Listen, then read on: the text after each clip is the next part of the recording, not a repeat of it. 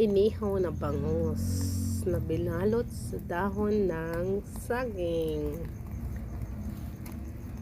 Galing na adjustable yung kwan pag ihawan.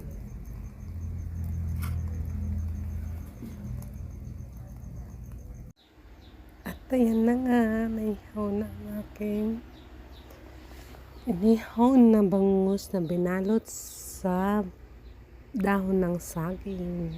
Yoy, yung sarap-sarap niyan. Favorite yan ng mga anak ko. Lalo na yung panganay. Yan. Pinalamanan ko pala yan. Hindi ko na na-video ng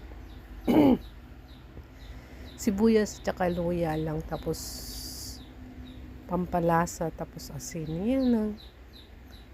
O, diba? Nirahos na naman ang gabi namin. Taob na naman ang kanin nito. Yan. Sarap. Sa kabila nasunog. Kunti ang nasunog sa kabila. Oh. Nabalatan pa. Siya na nga.